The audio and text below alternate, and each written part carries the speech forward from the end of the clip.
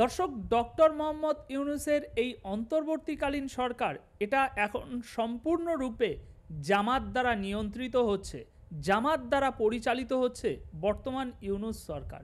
এবং তার থেকেও স্পষ্ট করে যদি বলতে হয় তাহলে সেটা কিছুটা এরকম হবে যে বর্তমান এই অন্তর্বর্তীকালীন সরকার এটা হচ্ছে জামাতের একটি বি টিম।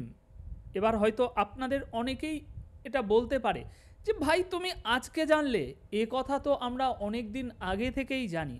কিন্তু দেখুন, আমরা মনে মনে একটা কথা জানা আর সেই কথাটা, সেই বিষয়টার চাক্ষুষ প্রমাণ দেখা, দুটো বিষয় সম্পূর্ণ আলাদা নয় কি?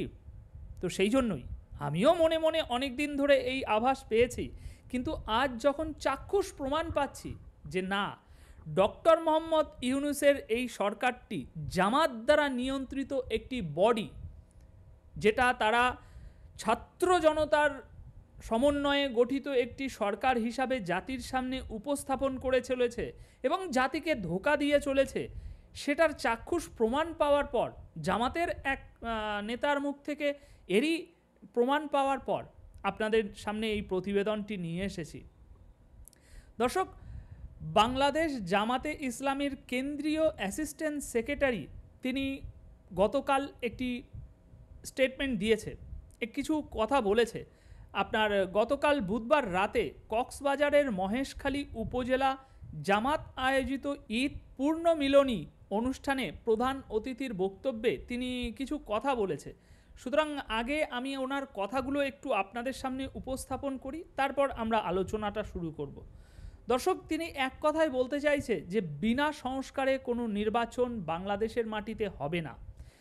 যারা সংস্কার মানে না, সংস্কার চায় না, সংস্কার এই সরকারের কাজ নয় বলে আস্ফালন করেন, তারা প্রকৃত অর্থে ফ্যাসিবাদের পুনর্বাসন করতে চায়। বিনা সংস্কারে কোনো নির্বাচন বাংলাদেশের মাটিতে হবে না। তিনি আরও বলছেন যে অন্তর্বর্তীকালীন সরকারকে উদ্দেশ্য করে বলা হচ্ছে তাদের তরফ থেকে যে মাজা শক্ত করে আপনারা দাঁড়ান, জনগণ আপনাদের পাশে আছে, জনগণ যেটা চায় সেটাই আপনাদেরকে করতে হবে। জনগণ চায় আগে বিচার ও সংস্কার, তারপরে নির্বাচন। এছাড়াও তিনি বলেছেন যে বিগত 15 বছরের ও 28 অক্টোবর থেকে 5ই অগাস্ট পর্যন্ত যেসব হত্যাকাণ্ড হয়েছে সেই সমস্ত হত্যাকাণ্ডের বিচার করতে হবে। সংবিধান ধ্বংস করা হয়েছে, নির্বাচনী ব্যবস্থা ধ্বংস করা হয়েছে, অর্থনীতি লুটপাট করা হয়েছে, দুর্নীতি দুঃশাসন, বাংলাদেশকে জাহান্নামে পরিণত করা হয়েছিল। সেই সমস্ত জায়গার সংস্কার এনে আমাদেরকে নির্বাচনে যেতে হবে। আসুন এবার এই এনার কথার মধ্যে, জামাতে ইসলামীর কেন্দ্রীয় অ্যাসিস্ট্যান্ট সেক্রেটারির কথার মধ্যে কি রহস্য লুকিয়ে আছে একটু বোঝার চেষ্টা করুন।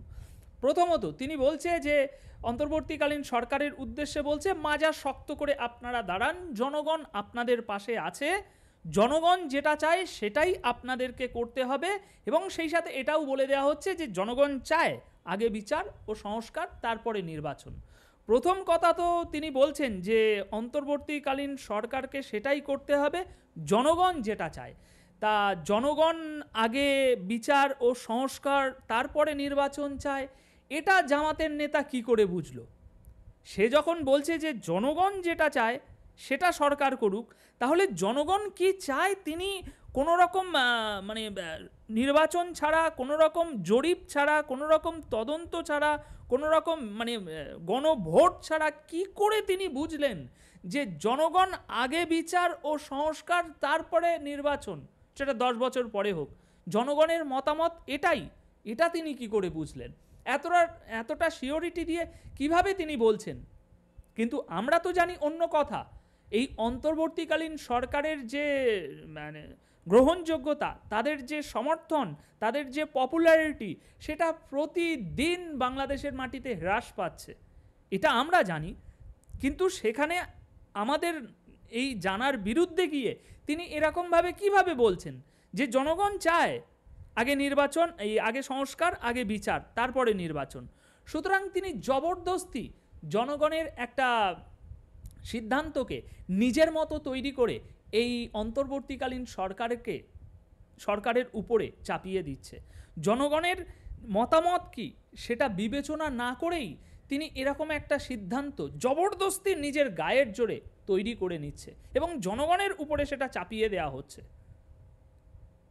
আমার দ্বিতীয় পয়েন্ট, তিনি বলছেন যে বিগত 15 বছরে কী সব হয়েছে সেই সমস্ত কিছু, 28শে অক্টোবর থেকে 5ই আগস্ট পর্যন্ত যা হয়েছে সেই সমস্ত কিছু, এছাড়া সংবিধান, নির্বাচনী ব্যবস্থা, অর্থনীতি লুটপাট, দুর্নীতি, দুঃশাসন, বাংলাদেশকে জাহান্নামে পরিণত করার যেসব কিছু হয়েছে সেই সমস্ত সংস্কার করে নির্বাচন হবে।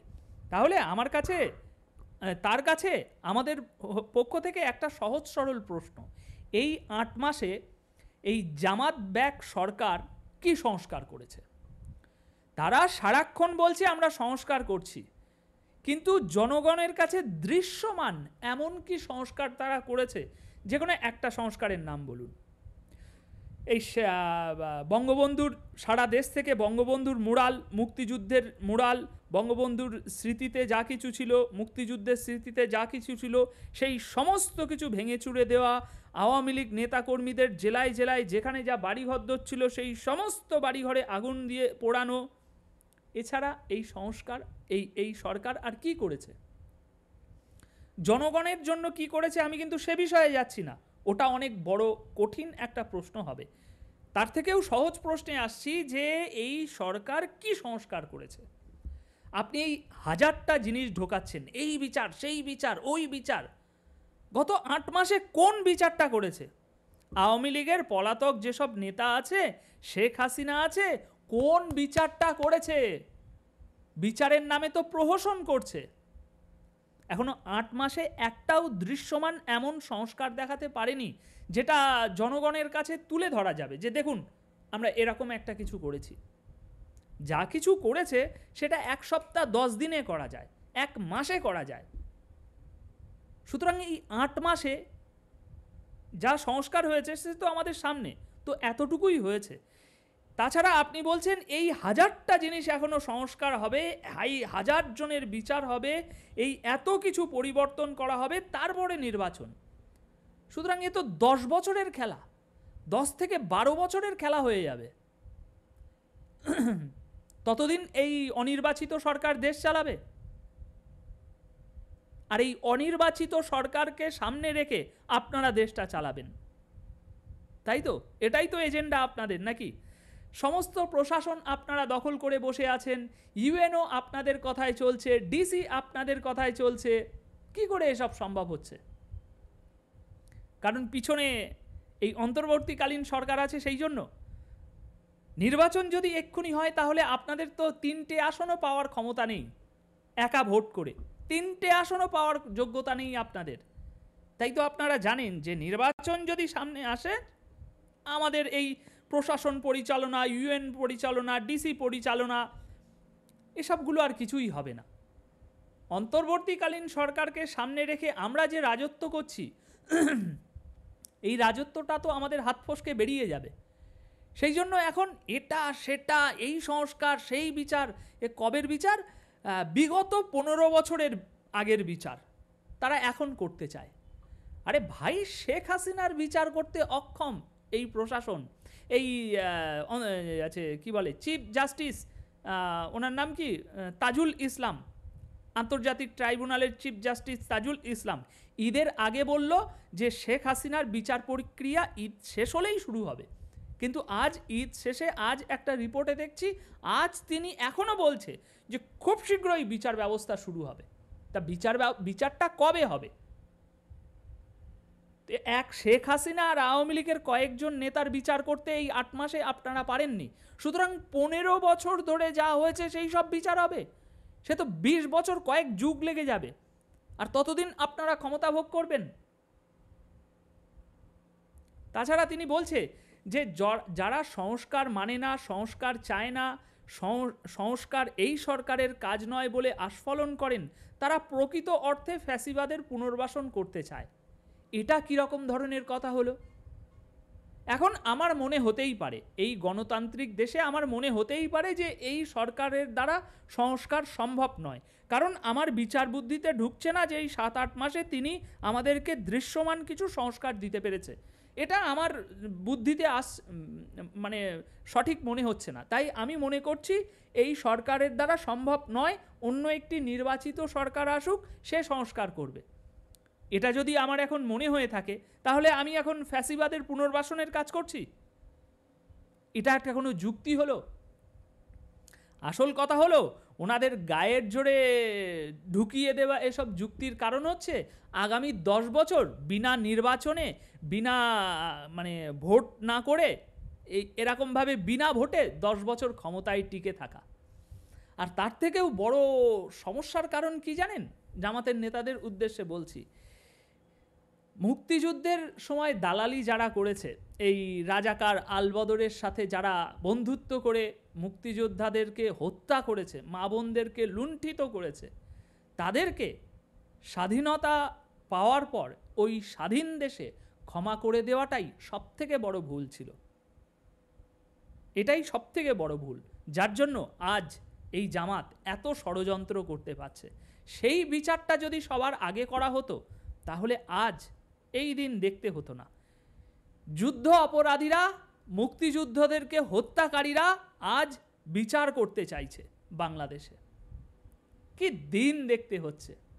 সুতরাং ওই বিচারটা না করাই বাংলাদেশের গণতান্ত্রিকামী মানুষদের জন্য সবথেকে বড় ভুল হয়েছে।